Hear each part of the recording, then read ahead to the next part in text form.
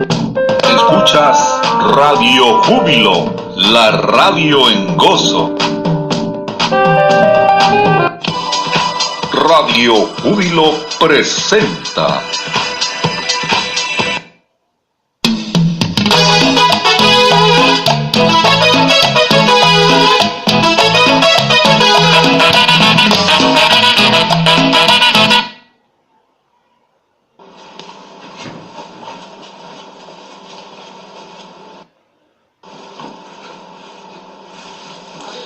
Dios los bendiga, hermanos y hermanas en todo el mundo, en Cristo Jesús.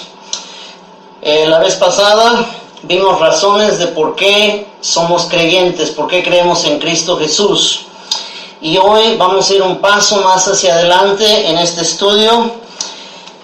Una vez que sabemos las razones, los motivos, los fundamentos que nos apuntalan para creer en Cristo Jesús, necesitamos también ver los porqués, de dónde venimos, a dónde estamos y a dónde nos dirigimos.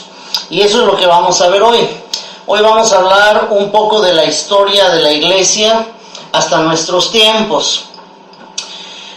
Jesús murió, después resucitó, estuvo con sus discípulos cerca de 50 días. Después de eso, los discípulos fueron llenos con el Espíritu Santo en el aposento alto y todos estuvieron hablando en lenguas como el Espíritu Santo les daba. De ahí vemos en el libro de los Hechos que sale una iglesia, primero en Jerusalén y después en todos los gentiles, una iglesia poderosa donde los cristianos eran perseguidos por los romanos. A los cristianos les costaba la vida predicar a Cristo. Y sin embargo, vemos en los primeros 100 años de la iglesia que a pesar de que los cristianos eran quemados vivos, eran arrojados a los leones para que se los comieran vivos, eran castigados en forma tremenda, golpeados con látigos, con esos látigos que tienen puntas de clavos, eran torturados de una forma increíble. Sin embargo, mientras más creyentes y más cristianos eran torturados y eran amenazados y eran muertos como mártires, muchos más creyentes se multiplicaban y se multiplicaban diariamente. La iglesia estaba sufriendo una multiplicación diaria.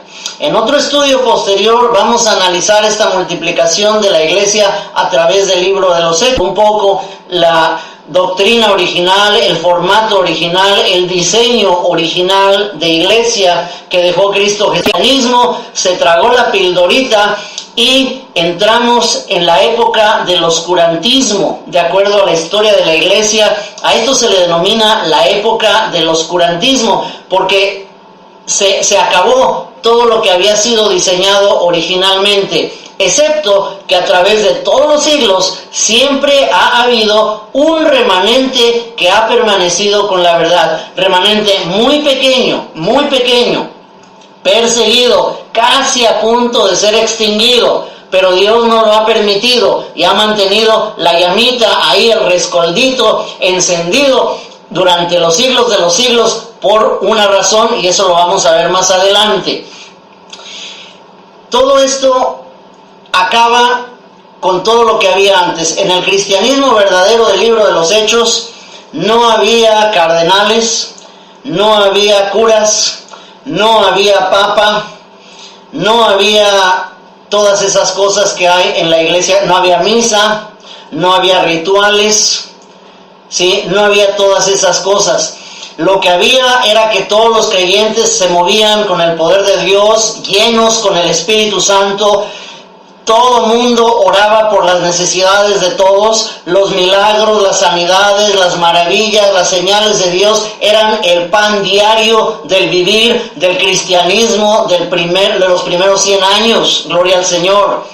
Para ellos los milagros no era una cosa extraordinaria como para nosotros, que vemos una sanidad, un milagro y digo, ¡wow! ¡Qué maravilla! No, para ellos era algo tan natural como lavarse los dientes o lavarse la cara o lavarse las manos para nosotros hoy en día.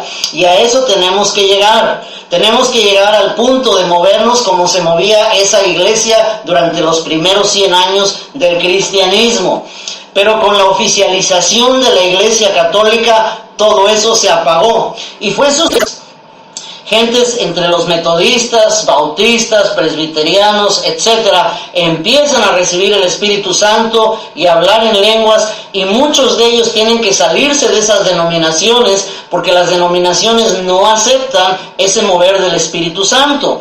Y entonces eso da origen a un movimiento carismático a nivel mundial, donde las congregaciones empiezan a surgir con el hablar en lenguas y el moverse sobrenatural. Luego tenemos los años 80, cuando hay muchas sanidades y empieza a desarrollarse los dones del Espíritu Santo entre los creyentes también, ya no solamente entre uno u otro evangelista distinguido o renombrado, sino ahora también dentro del cuerpo de Cristo se empiezan a mover los dones sobrenaturales del Espíritu Santo.